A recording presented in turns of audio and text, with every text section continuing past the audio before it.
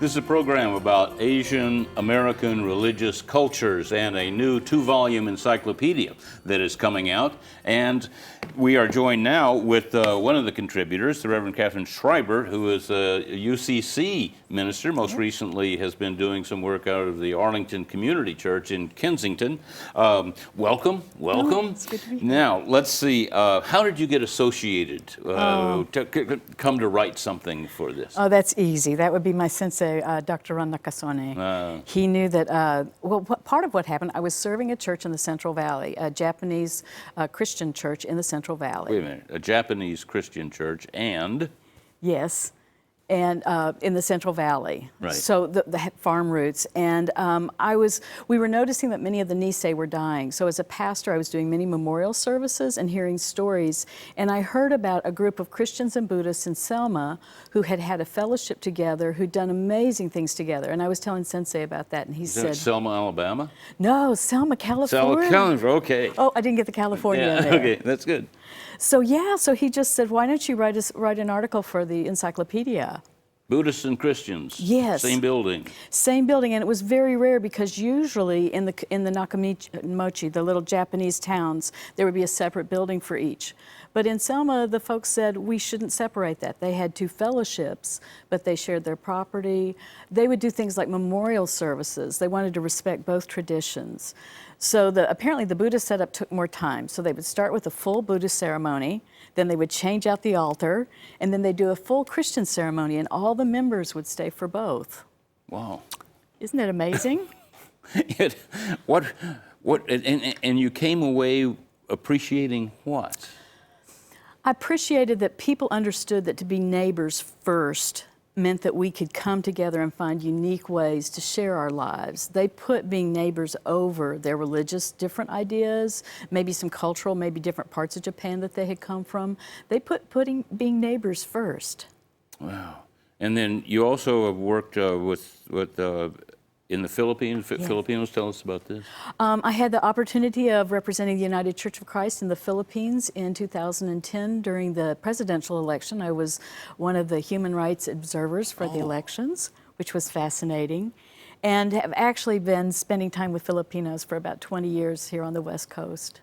And have learned what kind of stuff? The importance of saying masarap, which means very tasty. Oh. We love to eat.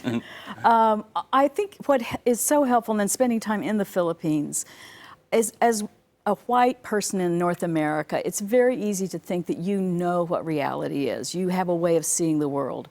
When you travel, when you meet people from other cultures, when you go to other countries, you begin to see that what's human is universal, but the manifestations of it, the conditions, can be very different. And I think it just grows your heart, opens your mind, and again, makes you a person who's more open to others. You don't just start out, it's part of deconstructing some of that white privilege and default. Wow. And so you've been engaged and involved with the people who have written this. Tell us about the energy and the appreciation you have for seeing this thing come together. It's a lot of things. Part of it is, as a pastor, I understand that is a collection of stories, twofold. One is that it's a collection of what I call humble histories. Many of the stories in this book would have never been told. People are not braggadocio. So it was that pulling out, that drawing out of people's stories, like Ron was saying, going to the elders and getting stories, not stories people would have presented. The other thing I think that's very important about the collection is that we live in an era when opinion is very popular. Yeah. People can opinionate anywhere.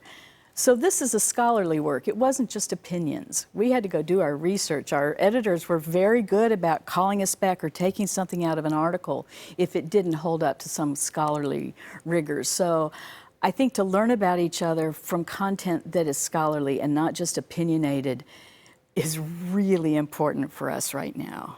But obviously still accessible. Yes, it's written at a very folks like me accessible. who don't know much about Shinto or so on. Lovely essays at the beginning that are just general introductions. So if you hit something, there's some wonderful vocabulary building. Essays on each faith tradition, or I don't know And what word they're to use grouped there. in different ways. Like there's an entry on lesbian and gay people in the Asian and Pacific Islander community. There's an essay on some of the different religions and things like that. So yeah, you could learn all sorts of things just reading the first couple of essays. What's now? You're living in the Bay Area. Yes. What do you like about living here? I love us. There's no place in the world like it. You know, all these people are together. I served a church in Hayward for a number of years, and while I was there, it was the most culturally diverse city in the San Francisco Bay Area at the time. Now San Jose has trumped. There's something that comforts me deeply when we are all together. And admittedly, we don't agree on everything and we don't get along, but there is an attitude in the Bay Area that just is a blessing, and it doesn't exist very many places in the world. And why did you go into ministry? Oh, I don't know. I think it was, you know, quite honestly, my grandmother. She was a woman of deep faith, and she was very open-hearted.